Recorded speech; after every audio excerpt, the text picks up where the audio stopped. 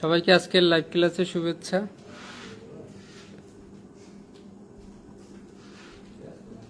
সবাই তাড়াতাড়ি ক্লাসে প্রবেশ করেন।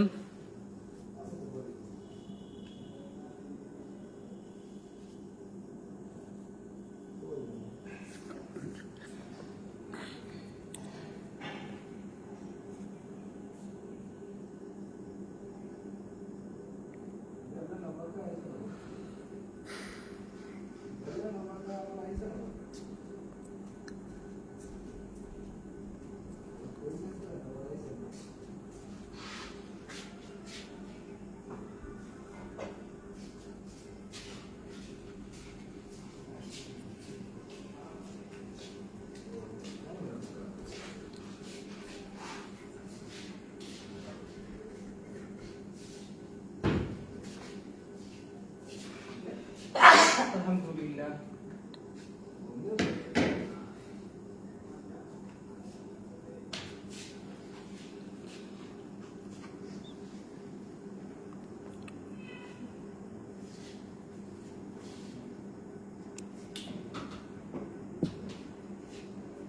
হোয়াটসঅ্যাপ গ্রুপে দেওয়া হয়েছে ক্লাসের লিংক। রিপা আক্তার, গ্রুপে তো দেওয়া হয় নাই এখনো।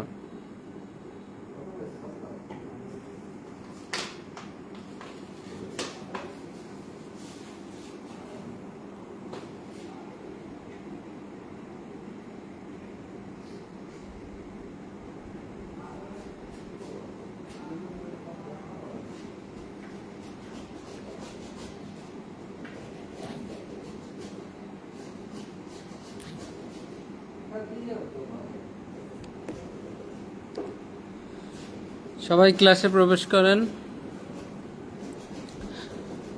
আজকে একটা নতুন সবচেয়ে গুরুত্বপূর্ণ কিছু ধারা আমরা আলোচনা করব সাক্ষ্য আইন থেকে।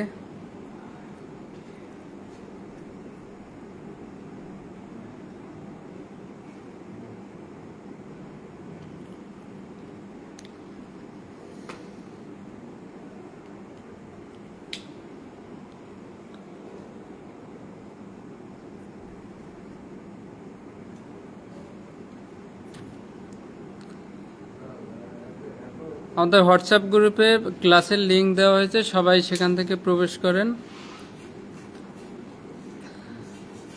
আমরা গত ক্লাসগুলো একটু রিভিশন দেই। সাক্ষ্য আইন 1872 সালের সাক্ষ্য আইন 11টা অধ্যায় 166টি ধারা। 3 ধারায় সকল সংজ্ঞা, সাক্ষ্য, সাক্ষী, বিচার্য বিষয়, প্রাসঙ্গিক বিষয়, প্রমাণিত, অপ্রমাণিত, মিথ্যা প্রমাণিত, ডিজিটাল রেকর্ড, দলিল, সকল সংজ্ঞা 3 ধারা।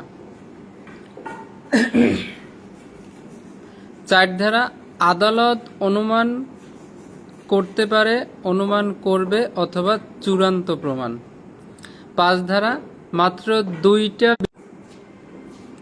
একটু নেটওয়ার্ক প্রবলেম। 5 ধারাতে মাত্র 2টা বিষয়ে আপনি আদালতে সাক্ষ্য প্রদান করতে পারবেন, বিচার্য বিষয় আর প্রাসঙ্গিক বিষয়। 6 ধারাতে যে সমস্ত ঘটনা একই কাজের অংশ সেগুলো প্রাসঙ্গিক। 7 ধারাতে ঘটনাস্থলের প্রাপ্ত আলামত, ঘটনা ঘটার উপলক্ষ, কারণ, পরিণাম সকল কিছু প্রাসঙ্গিক। 8 ধারাতে অপরাধ করার যে অভিপ্রায়, ইচ্ছা, প্রস্তুতি, পূর্ববর্তী আচরণ, পরবর্তী আচরণ, এগুলো সব প্রাসঙ্গিক হবে 8 ধারাতে। 9 ধারাতে একটা অপরাধ ঘটার পর অথবা কোনো কিছুতে অভিযুক্ত হওয়ার পর বা যে কোনো বিষয়ে আপনার ব্যাখ্যা বিশ্লেষণ, আপনি ওই বিষয়টায় যে ব্যাখ্যাটা দিবেন সেটা প্রাসঙ্গিক হবে 9 ধারাতে। 10 ধারাতে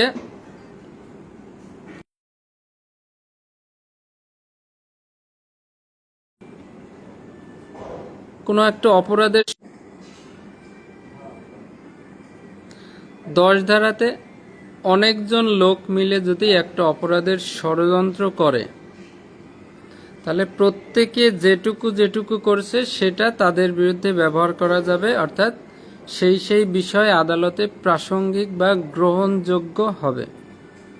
11 ধারাতে আসামির অজুহাত সহজে গ্রহণযোগ্য হয় না, তবে দুইটা ক্ষেত্রে গ্রহণযোগ্য হবে। পয়েন্ট দুইটা মনে রাখবেন। 12 ধারাতে যে সকল বিষয়ে ক্ষতিপূরণের পরিমাণ নির্ধারণ করতে সহায়তা করে, মেমো, চালান কপি বা বিভিন্ন কিছু, যেগুলো দেখে কত টাকার ক্ষতি হয়েছে সেটা বোঝা যাবে, এই ক্ষতিপূরণ নির্ধারণের যে সকল বিষয়, যে সকল ডকুমেন্ট সহায়তা করবে, সেগুলো আদালতে গ্রহণযোগ্য হবে 12 ধারায়। 13 ধারা অধিকার প্রথা নিয়ে যদি কোনো কথা ওঠে, তখন আদালত দেখবে এই জিনিসটা আসলেই এর অধিকারে আছে কিনা, এর ব্যাকগ্রাউন্ড কি, আগে থেকে এরা এই জিনিসটা ব্যবহার করতেছে কিনা, এইটা যাচাই বাছাই করবে। অর্থাৎ এই সকল তথ্য আদালতে প্রাসঙ্গিক হবে। 14 ধারা দেহ, মন, ইচ্ছা, অভিপ্রায়, সরল বিশ্বাস, হঠকারিতা, অর্থাৎ আপনি অপরাধটা কি ইচ্ছা করে করছেন, সজ্ঞানে করছেন, অজ্ঞানে করছেন, নাকি সরল বিশ্বাসে করছেন, না কোনভাবে করছেন, সেগুলো সব, নাকি প্রতারণামূলকভাবে করছেন, সেগুলো সব 14 ধারায় প্রাসঙ্গিক হবে। 15 ধারাতে আপনার কোনো কাজ ইচ্ছাকৃত নাকি হঠাৎ ঘটেছে, এইটা প্রাসঙ্গিক হবে 15 ধারাতে। 16 ধারাতে ব্যবসায়িক যে রীতির অস্তিত্ব, ব্যবসায়িক যে রীতিনীতি আছে সেটা প্রাসঙ্গিক হবে 16 ধারাতে। আর 17 ধারাতে স্বীকৃতি কাকে বলে, 18 ধারায় কে স্বীকৃতি দিতে পারবে, 20 ধারা 20 অর্থাৎ তৃতীয় পক্ষের স্বীকৃতি যখন প্রাসঙ্গিক হবে। 22 ধারা দলিলের অন্তর্ভুক্ত বিষয় মুখের কথা দিয়ে প্রমাণ করা যায় না বা মুখের কথা গ্রহণযোগ্য না, তবে দলিলটা জাল কিনা এই প্রশ্ন উঠলে তখন দলিলের বিষয়ে মৌখিক সাক্ষ্য গ্রহণযোগ্য হবে বা মৌখিক বিবৃতি গ্রহণযোগ্য হবে। 22 ক ডিজিটাল রেকর্ডে অর্থাৎ ডিজিটাল দলিলে অন্তর্ভুক্ত বিষয়ে আপনি মুখের কথা বললে গ্রহণযোগ্য হবে না, তবে এটা জাল কিনা বা কৃত্রিমভাবে তৈরি করা হয়েছে কিনা এই প্রশ্ন উঠলে 22 কতে ডিজিটাল রেকর্ড অন্তর্ভুক্ত বিষয়ে আপনার মৌখিক স্বীকৃতি প্রাসঙ্গিক অথবা গ্রহণযোগ্য হবে। আজকে আমরা পড়ব স্বীকারোক্তির যে ধারাগুলো আছে। সাক্ষ্য আইনের সবচেয়ে গুরুত্বপূর্ণ ধারা 24 থেকে 30। আপনারা যদি পূর্ববর্তী বছরগুলোর প্রশ্ন স্টাডি করেন, দেখেন, সেখানে দেখবেন এই স্বীকারোক্তি মানে 24 থেকে 30 ধারা থেকে ম্যাক্সিমাম বছর প্রশ্ন আসছে। আমাদের 24 সালেও এখান থেকে প্রশ্ন আসছে, 25 সালেও এখান থেকেই প্রশ্ন আসছে। মাত্র 60টা ধারা, 24 থেকে 30, এই 60টা ধারা আপনার মুখস্থ রাখতে হবে। সবচেয়ে গুরুত্বপূর্ণ এবং সবচেয়ে সহজ। সবাই অল্প একটু মনোযোগী হন, অল্প সময় ক্লাস করাবো, অল্প একটু মনোযোগী হন। স্বীকারোক্তি, স্বীকারোক্তি কে দিতে পারে এবং স্বীকারোক্তি কে গ্রহণ করতে পারে, এই দুইটা আমাদের বুঝতে হবে। স্বীকারোক্তি দেয় কোনো অভিযুক্ত আসামি। সাক্ষী কি স্বীকারোক্তি দিতে পারে? দিতে পারে না। তাহলে স্বীকারোক্তি দিতে পারে অভিযুক্ত আসামি এবং নিতে পারে কে? ম্যাজিস্ট্রেট, হয় প্রথম শ্রেণীর ম্যাজিস্ট্রেট অথবা ক্ষমতাপ্রাপ্ত দ্বিতীয় শ্রেণীর ম্যাজিস্ট্রেট। ক্ষমতাপ্রাপ্ত কথার মানে হচ্ছে মূলত ফৌজদারির কার্যবিধির 164-364, সেখানে বলছে প্রথম শ্রেণীর ম্যাজিস্ট্রেট স্বীকারোক্তি গ্রহণ করবে। তবে সরকার যদি কোনো দ্বিতীয় শ্রেণীর ম্যাজিস্ট্রেটকে ক্ষমতা দেয় যে তুমিও গ্রহণ করতে পারবা, তখন দ্বিতীয় শ্রেণীর ম্যাজিস্ট্রেটও গ্রহণ করতে পারবে।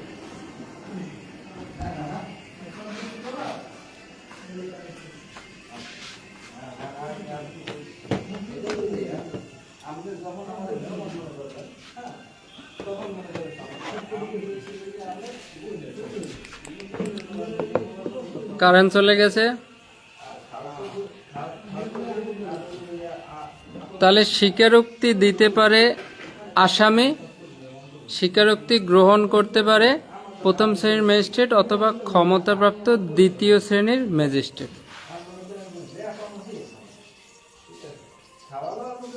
তাহলে একটা আসামি এখন স্বীকারোক্তি দিবে 24 থেকে 30 পর্যন্ত, এই 60টা ধারায় কি করবে, একজন আসামি স্বীকারোক্তি দেবে, নিজের দোষ স্বীকার করে স্বীকারোক্তি দেবে যে হ্যাঁ আমি অপরাধ করছি। এই স্বীকারোক্তিটা কোন সময় আদালতে গ্রহণযোগ্য হবে এবং কোন ক্ষেত্রে গ্রহণযোগ্য হবে না, এই কথাটাই বলা আছে 24 থেকে 30।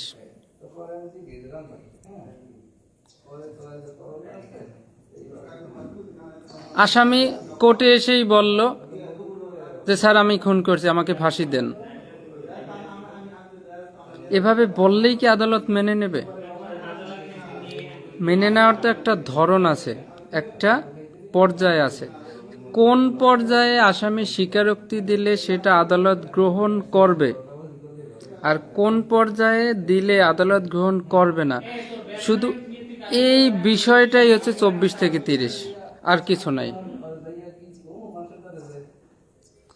আপনি বোঝেন, তাহলে 24 থেকে 30 আপনার কাছে খুব সহজ মনে হবে যদি একটু বোঝার চেষ্টা করেন যে কোনভাবে দিলে আদালতে গ্রহণযোগ্য হবে আর কোনভাবে দিলে গ্রহণযোগ্য হবে না। এই বিষয়টাই 24 থেকে 30।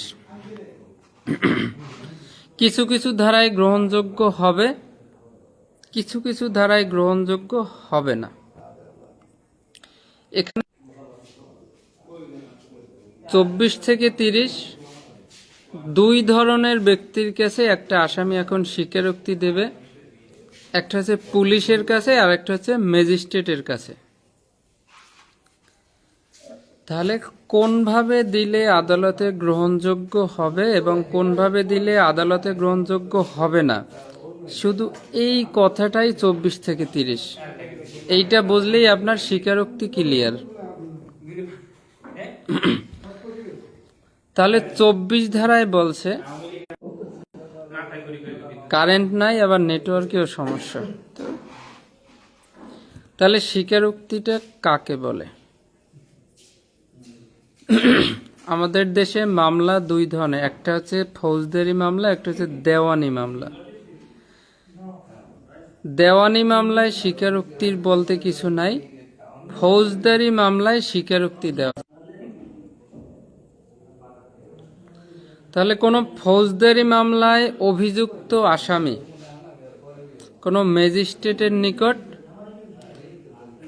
ভয়ভীতি, প্রলোভন, প্রতিশ্রুতি ব্যতীত স্বেচ্ছায় যদি নিজের দোষ স্বীকার করে যে জবানবন্দি দেবে সেটাই হচ্ছে স্বীকারোক্তি। একজন আসামি কিসের আসামি? ফৌজদারি মামলায়। ফৌজদারি মামলায় অভিযুক্ত আসামি ম্যাজিস্ট্রেটের নিকট গিয়ে ভয়ভীতি, প্রলোভন, প্রতিশ্রুতি, অর্থাৎ তাকে ভয় দিয়ে, চাপ দিয়ে, প্রেশার দিয়ে বা কোনো লোভ লালসা দেখাইয়া দিলে কিন্তু হবে না। এইগুলো ব্যতীত ম্যাজিস্ট্রেটের কাছে যদি নিজের দোষ স্বীকার করে যে জবানবন্দি দেবে সেটাকে বলা হবে স্বীকারোক্তি। স্বীকারোক্তির সাক্ষ্য আইনের 24 থেকে 30 ধারা, PRB 466। তাহলে স্বীকারোক্তি নিতে পারে প্রথম শ্রেণীর ম্যাজিস্ট্রেট অথবা ক্ষমতাপ্রাপ্ত দ্বিতীয় শ্রেণীর ম্যাজিস্ট্রেট। কোন ধারায় প্রাসঙ্গিক, কোন ধারায় প্রাসঙ্গিক নয়? 24 ধারায় বলা হয়েছে যদি ভয়ভীতি প্রলোভন প্রতিশ্রুতি বাদে স্বাভাবিকভাবে যদি স্বীকারোক্তি না হয় তাহলে 24 ধারায় প্রাসঙ্গিক।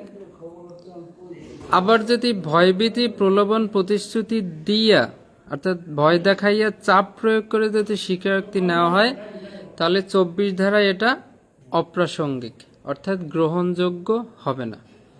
তাহলে 24 ধারায় স্বাভাবিকভাবে নিলে গ্রহণযোগ্য হবে, আর ভয়ভীতি দিয়ে নিলে গ্রহণযোগ্য হবে না।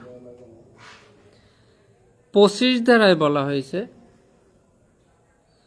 পুলিশের নিকট যদি কোনো আসামি স্বীকারোক্তি দেয় সেটা কোনোভাবেই গ্রহণযোগ্য হবে না। যে কোনো পদের পুলিশ অফিসারের নিকট কোনো আসামি যদি স্বীকারোক্তি দেয় যে আমি খুন করেছি বা আমি ডাকাতি করেছি, পুলিশের নিকট যে কোনো ধরনের স্বীকারোক্তি দিলে সেটা আদালতে গ্রহণযোগ্য হবে না।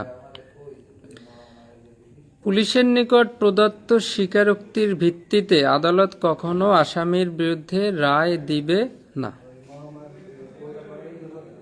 কেন পুলিশের নিকট স্বীকারোক্তি গ্রহণযোগ্য হবে না? কারণ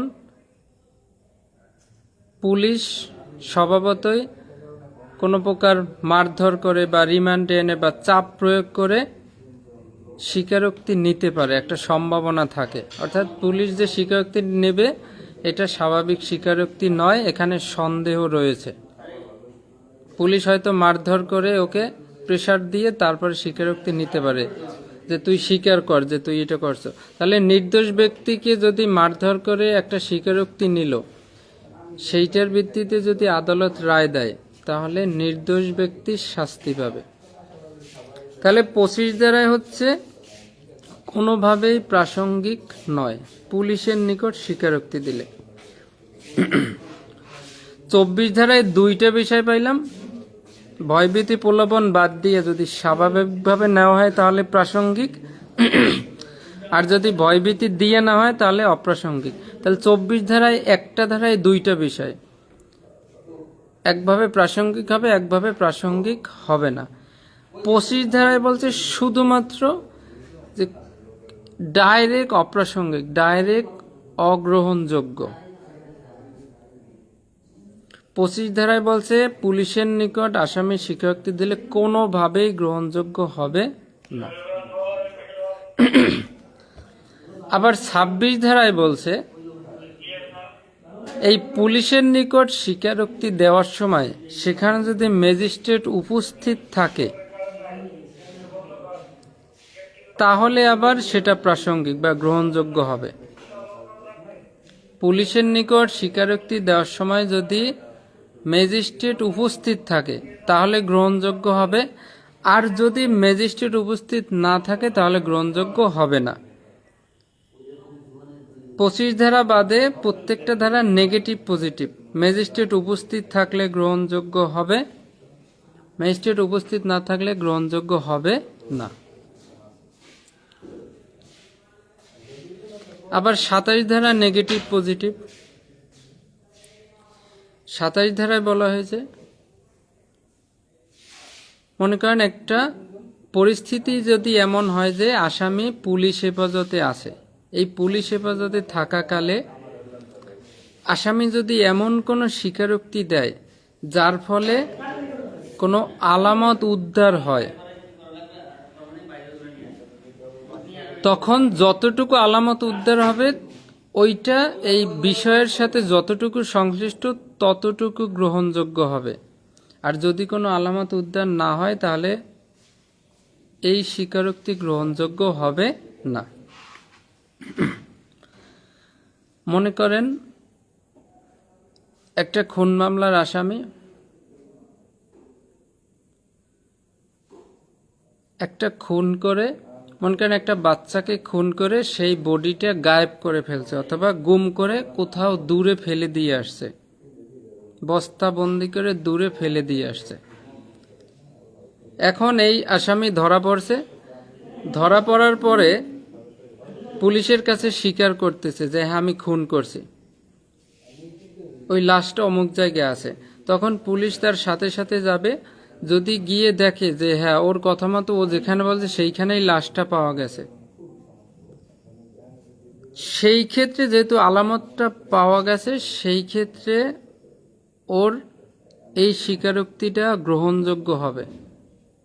কিন্তু ও যদি বলে যে হ্যাঁ আমি খুন করছি, তাহলে লাশটা তুই দেখা, তুই কোথায় রেখে আসছো, ও যদি মানে এদিক ওদিক ঘুরতেছে, মানে লাশটা যদি না দেখাইতে পারে, তার মানে ও খুন করে নাই। ও যদি খুন করে লাশটা গায়েব করতো, তাহলে ও তো জানতো যে অমুক জায়গায় আমি রেখে আসছি। তাহলে ও যদি না দেখাইতে পারে, আলামত যদি না দেখাইতে পারে, তাহলে গ্রহণযোগ্য হবে না। কিন্তু যদি আলামত দেখাইতে পারে, ওর কথার ভিত্তিতে যদি কোনো আলামত উদ্ধার হয়, তাহলে সেইটুকু আদালতে গ্রহণযোগ্য হবে।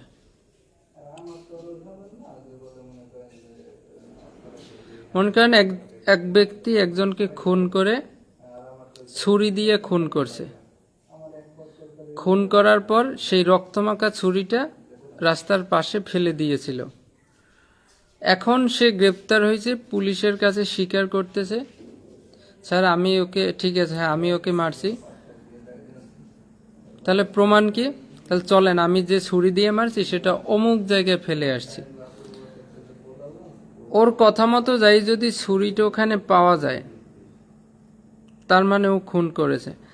ঠিক যেটুকু এই ছুরিটা পাওয়া যাবে, এই আলামত পাওয়া যাবে যতটুকু, এইটুকু গ্রহণযোগ্য হবে। আদালত শুধু এইটুকু গ্রহণ করবে। আর ও যদি পুলিশের কাছে বলে স্যার আমার সাথে আরো 5 জন ছিল, এই সব কথা আদালতে গ্রহণযোগ্য হবে না। তাহলে 27 ধারা হচ্ছে কোনো একটা লোক পুলিশের কাছে যদি স্বীকারোক্তি দেয়। 25 ধারায় বলছে পুলিশের কাছে স্বীকারোক্তি দিলে গ্রহণযোগ্য হবে না। 25, 26, 27 এই 3টে ধারা পুলিশের কাছে দেয়, পুলিশের কাছে। বোঝার চেষ্টা করেন। তাহলে প্রথম 25-এ বলছে পুলিশের কাছে স্বীকারোক্তি দিলে গ্রহণযোগ্য হবেই না। 26-এ একটু বলছে যে যদি ওই সময় ম্যাজিস্ট্রেট উপস্থিত থাকে, পুলিশের কাছেই স্বীকারোক্তি দিচ্ছে, তবে যদি ওইখানে ম্যাজিস্ট্রেট উপস্থিত থাকে তবে গ্রহণযোগ্য হবে, ম্যাজিস্ট্রেট উপস্থিত না থাকলে গ্রহণযোগ্য হবে না।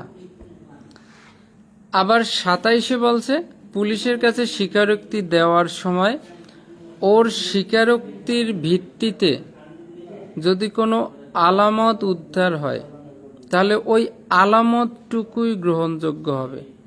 এর বাইরেও যদি বলে আমার সাথে আরো 5 জন ছিল, আমরা একসাথে করছি, এটা কিন্তু গ্রহণযোগ্য হবে না। তাহলে আপনাকে লিখিত প্রশ্ন দেওয়া হলো, পুলিশের নিকট প্রদত্ত স্বীকারোক্তির গ্রহণযোগ্যতা ব্যাখ্যা করুন।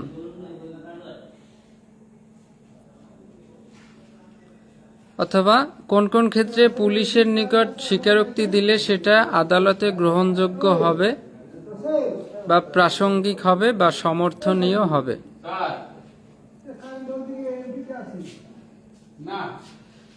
তাহলে পুলিশের কাছে স্বীকারোক্তি দেওয়ার ধারা 3টা, 25, 26, 27।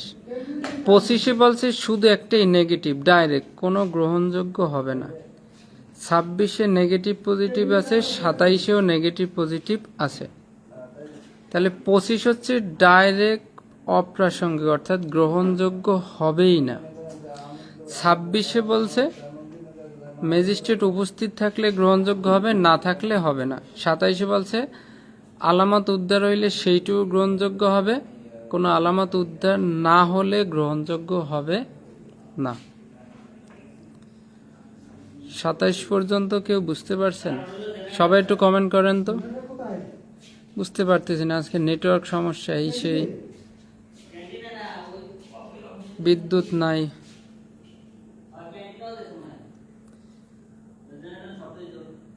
বোঝা যায় কিছু?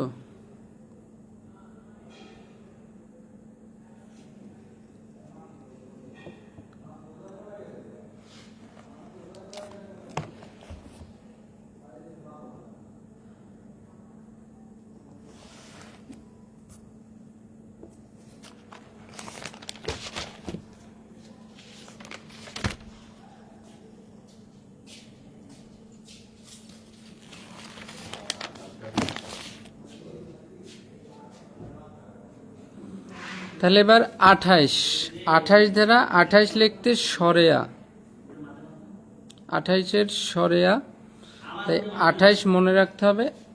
আদালত যদি মনে করে, 28-এর সরেয়া আগে, তাই আদালত যদি মনে করে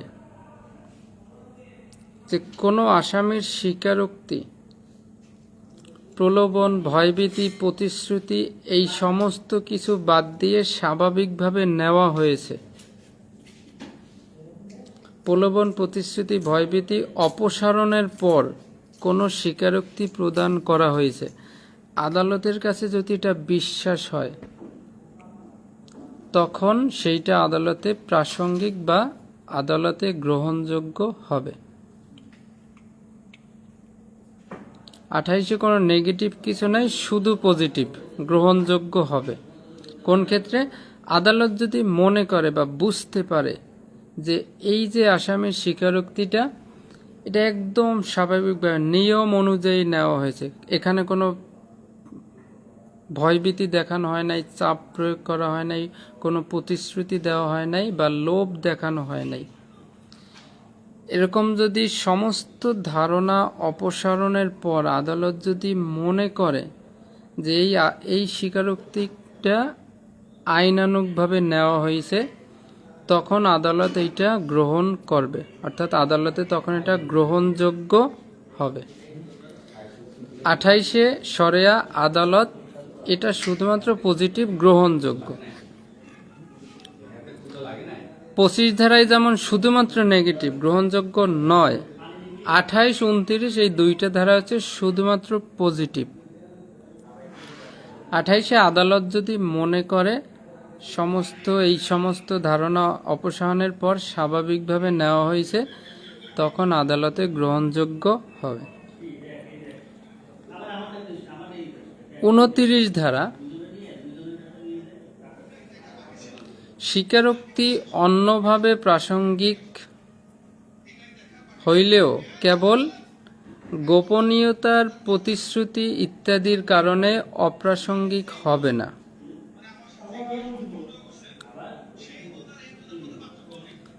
অর্থাৎ 5 মাধ্যমে যদি আপনি স্বীকারোক্তি নেন,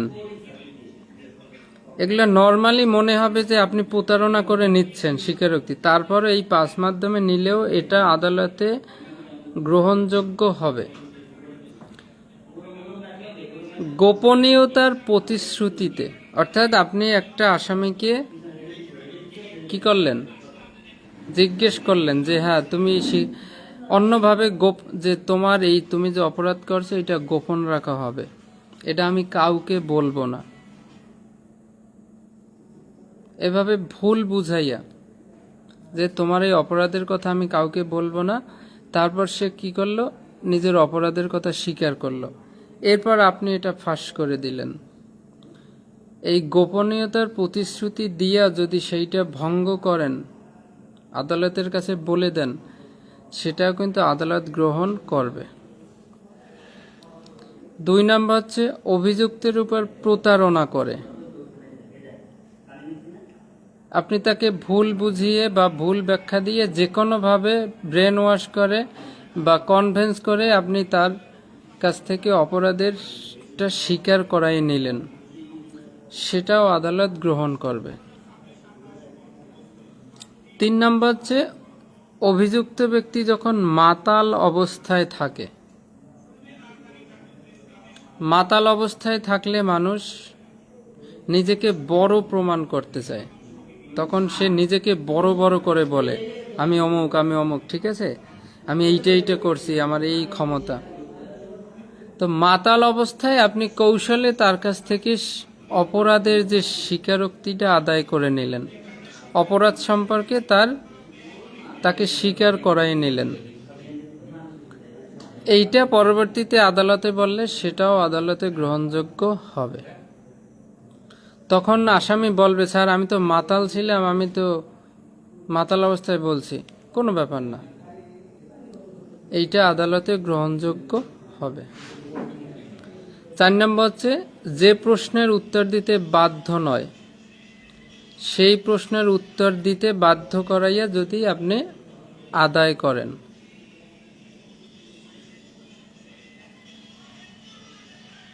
এমন একটা পার্সোনাল প্রশ্ন যেটা আইনে বলা হয়েছে যে আসামি এই প্রশ্নের উত্তর দিতে বাধ্য নয়, তারপর আপনি অপরাধ স্বীকার করানোর জন্য আপনি সেই একটা প্রাইভেট বা ভেরি সেন্সিটিভ বা একটা পার্সোনাল প্রশ্ন করে ওনার কাছ থেকে অপরাধটা স্বীকার করাই নিলেন, তাহলে সেটাও কিন্তু আদালতে গ্রহণযোগ্য হবে।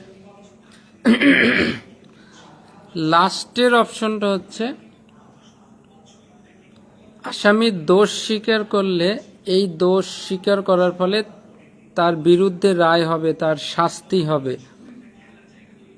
এইটা আপনি তাকে সতর্ক না করেই যদি স্বীকারোক্তি নেন। ম্যাজিস্ট্রেট যখন আসামির কাছ থেকে স্বীকারোক্তি নেবেন, ম্যাজিস্ট্রেট যখন আসামির কাছ থেকে স্বীকারোক্তি নেবেন তখন নিয়ম হচ্ছে আসামিকে বলা যে আপনি যে স্বীকারোক্তি দিতেছেন এই স্বীকারোক্তির ফলে কিন্তু আপনার শাস্তি হতে পারে, দণ্ড হতে পারে, কিন্তু এইগুলো যদি সতর্ক না করে দিয়েও আপনি যদি দোষটা স্বীকার করাই নেন তারপরও আদালতে সেটা গ্রহণযোগ্য হবে। তাহলে এই বিষয়গুলোতে মনে হচ্ছে যেন প্রাসঙ্গিক, আদালতে গ্রহণযোগ্য হবে না, কিন্তু তারপরেও এই 5 মাধ্যমে যদি কারো স্বীকারোক্তি আপনি আদায় করে নেন সেটা আদালত গ্রহণ করবে, সেটা আদালত গ্রহণ করবে।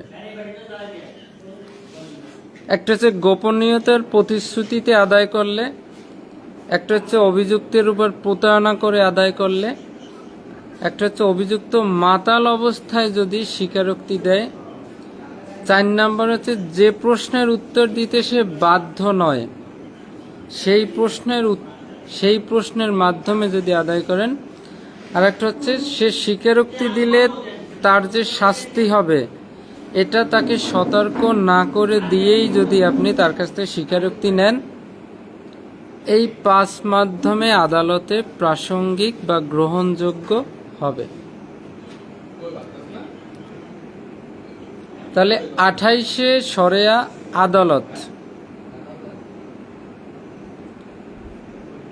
আদালত যদি মনে করে আসামির স্বীকারোক্তি ভয়ভীতি প্রলোভন ছাড়াই স্বাভাবিক আইনানুগভাবে নেওয়া হয়েছে, তাহলে এটা শুধুমাত্র পজিটিভ, আদালতে গ্রহণযোগ্য হবে। 29 ধারায়ও 5টা মাধ্যমে স্বীকারোক্তি নিলে সেটাও গ্রহণযোগ্য হবে। 30 ধারায় আবার একটা নেগেটিভ একটা পজিটিভ, একটা গ্রহণযোগ্য হবে না, একটা গ্রহণযোগ্য হবে।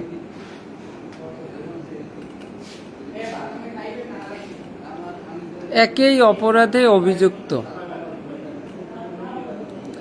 মনে করেন 2 জন ব্যক্তি একটা চুরি করছে, চুরি করার পরে 2 জন লোকই ধরা পড়ছে, 2 জন আসামি, 2 জনকেই কাঠগড়ায় ডাকা হয়েছে। একজনকে প্রথমে এক আসামিকে কাঠগড়ায় উঠানো হয়েছে, সেই আসামি বলতেছে যে ইওর অনার আমি আর অমুক, যে 2 জনকে গ্রেপ্তার করা হয়েছে, যে আমরা 2 জনে মিলে চুরি করছি।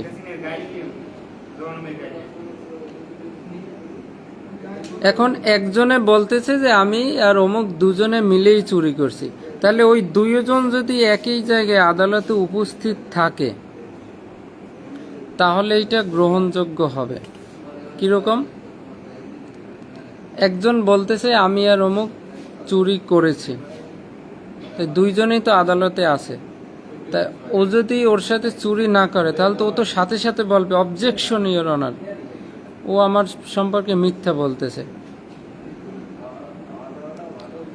অনেকে আছে যে তার শত্রুকে ফাঁসাই দেওয়ার জন্য আদালতে গিয়ে নাম বলে যে আমার সাথে অমুক অমুকও ছিল।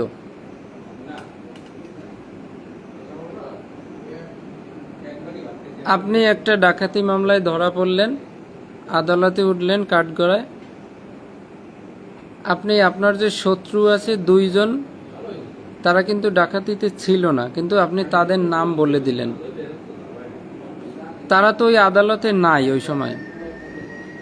তাদের যে নাম বললেন তারা তো ডাকাতি করে নাই, যেহেতু তারা আদালতে নাই তারা তো ওই সময় বলতেও পারতেছে না যে আমরা ডাকাতি করি নাই, কারণ তারা তো আদালতে নাই। তাহলে আপনি তাদেরকে ফাঁসাই দেওয়ার জন্য আদালতে মিথ্যা বলতেছেন, তারা ওই আদালতে উপস্থিত নাই। তখন কিন্তু আপনার কথা আদালত গ্রহণ করবে না। একই অপরাধে, যেখানে একই অপরাধে একাধিক ব্যক্তির বিচার হইতেছে,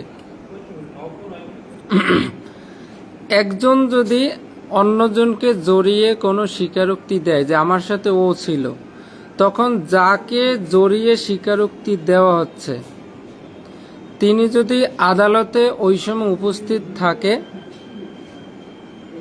তাহলে এই স্বীকারোক্তি গ্রহণযোগ্য হবে। আর যদি উপস্থিত না থাকে তাহলে স্বীকারোক্তি গ্রহণযোগ্য হবে না।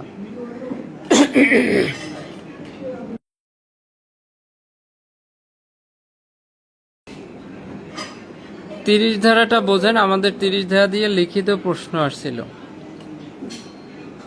অর্থাৎ অপরাধের সহযোগী,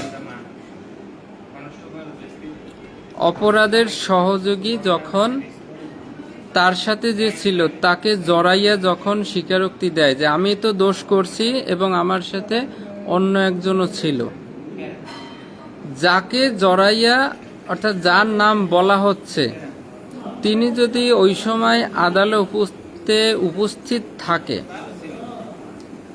তাহলে ওই স্বীকারোক্তি আদালত গ্রহণ করবে। কিন্তু ওই লোক যদি ওই সময় আদালতে উপস্থিত না থাকে তাহলে স্বীকারোক্তি গ্রহণযোগ্য হবে না। আপনি তো আদালতে গিয়ে আপনার শত্রুর বিরুদ্ধে মিথ্যাও বলতে পারেন, আপনার সাথে ছিল না, তাকে ফাঁসানোর জন্য বলতে পারেন, তাই তখন আপনার কথা গ্রহণ করবে না। কিন্তু দুজনেই যখন আদালতে উপস্থিত থাকবেন তখন আদালত গ্রহণ করবে। 30 ধারার বিষয়টা হচ্ছে একই অপরাধে বিচার হইতে হবে, একই অপরাধে।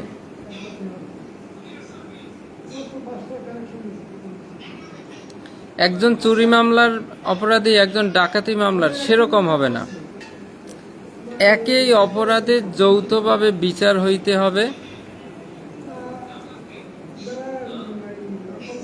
এবং একজন যদি তখন তার সহযোগীর নাম উল্লেখ করে স্বীকারোক্তি দেয়, সেই সহযোগী যদি আদালতে উপস্থিত থাকে তাহলে গ্রহণযোগ্য হবে, আর সেই সহযোগী যদি আদালতে উপস্থিত না থাকে তাহলে গ্রহণযোগ্য হবে না। তাহলে মনে করেন চুরি মামলার 2 জন আসামি, একজন গ্রেপ্তার হয়েছে, একজন গ্রেপ্তার হয় নাই। একজন গ্রেপ্তার হয়েছে, একজন গ্রেপ্তার হয় নাই। তাহলে যিনি গ্রেপ্তার হয়েছে তাকে কাঠগড়ায় উঠানো হয়েছে, সে বলতেছে ইওর অনার আমার সাথে অমুকও ছিল, অর্থাৎ যে গ্রেপ্তার এখনো হয় নাই। তখন যেহেতু সে গ্রেপ্তার হয় নাই, আদালতে নাই, তখন এই স্বীকারোক্তি আদালত গ্রহণ করবে না। যে না, আদালত বলবে আমি বিশ্বাস করি না, তুমি যে ওর নাম বলতেছো আমি বিশ্বাস করি না। ও যদি এখানে হাজির থাকতো এবং ও যদি কোনো কাউন্টার না দিত, ও যদি মেনে নিত হাজির থেকে, তাহলে বুঝতাম যে হ্যাঁ তোমার কথা ঠিক আছে। তা একজন গ্রেপ্তার হইলে একজন হয় নাই, তখন এই ধরনের স্বীকারোক্তি গ্রহণযোগ্য হবে না। আর যদি দুজনই আদালতে উপস্থিত থাকে তখন গ্রহণযোগ্য হবে। তাহলে এসে 24 থেকে 30।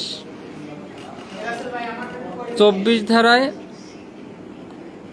যদি ভয়ভীতি, প্রলোভন, প্রতিশ্রুতি বাদে স্বাভাবিকভাবে স্বীকারোক্তি না হয় তাহলে গ্রহণযোগ্য হবে।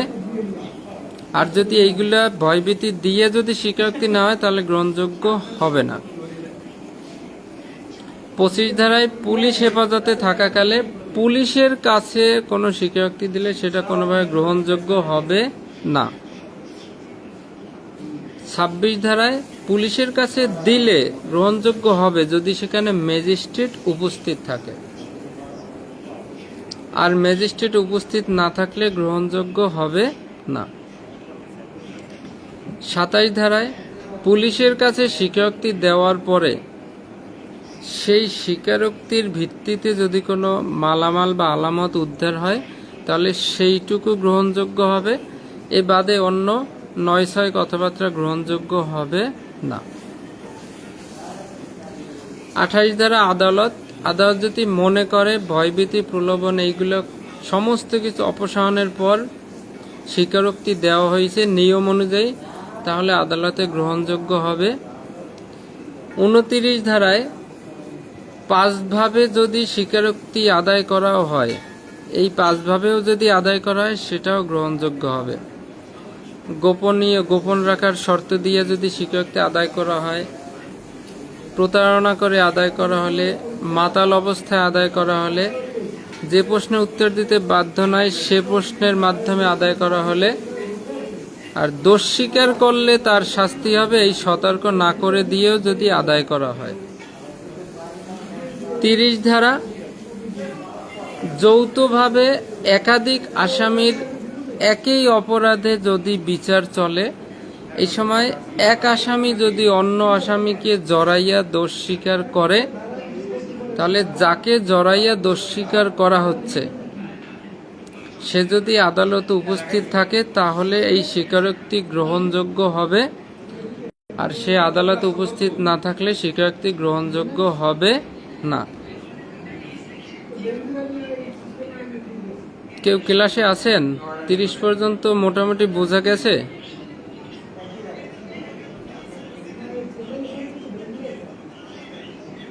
ধ্রুবরাজ দাদা বুঝতে পারছেন? 24 থেকে 30।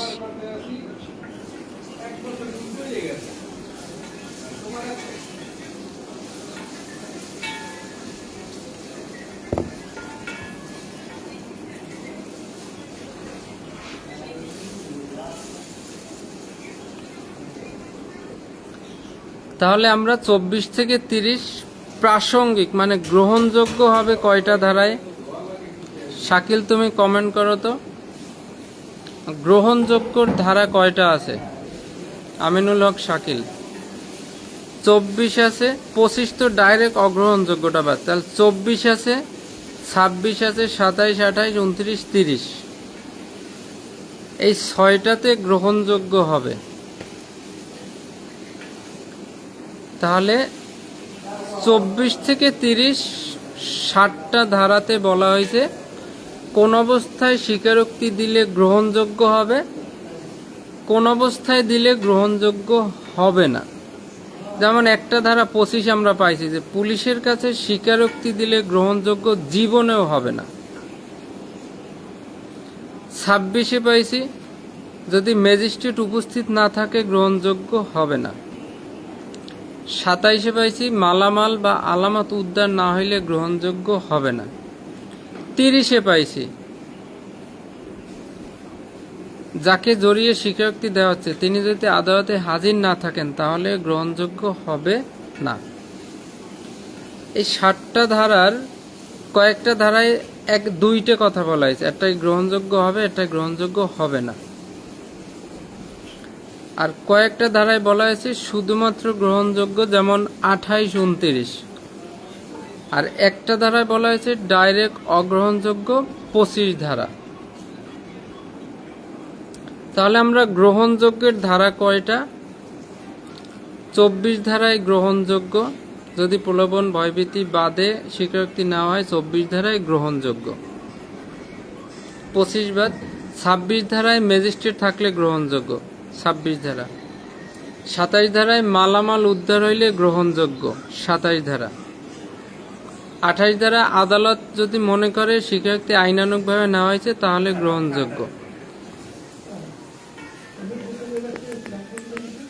আবার 29 ধারায় 5 ভাবে নিলে সেটাও গ্রহণযোগ্য। আর 30 ধারায় উভয় 2জন আসামি যদি উপস্থিত থাকে তাহলে সেটাও গ্রহণযোগ্য। তাহলে ধ্রুবরাজ দাদা লেখেন প্রাসঙ্গিকের ধারা হচ্ছে 24, 26, 27, 28, 29, 30, 6টা। কমেন্ট করে লেখেন খালি 25 বাদে সবগুলো প্রাসঙ্গিক পজিটিভ। আবার এইগুলোরই নেগেটিভ আছে। তাহলে যদি প্রশ্ন করে আসামির স্বীকারোক্তি কোন কোন ক্ষেত্রে আদালতে অপ্রাসঙ্গিক বা অগ্রহণযোগ্য, তখন আসবে 24, 25, 26, 27, 30।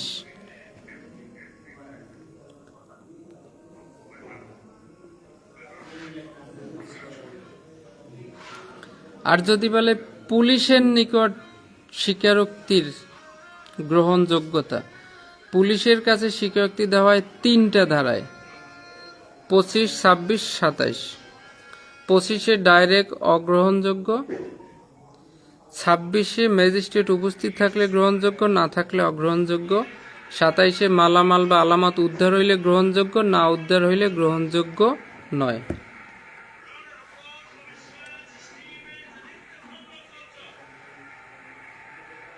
সো বারবার বিদ্যুৎ যাচ্ছে। আজকের মতো ক্লাস এখানেই শেষ করলাম। আগামীকাল ক্লাসে আবার এটা ভালোভাবে রিভিশন দেওয়া হবে।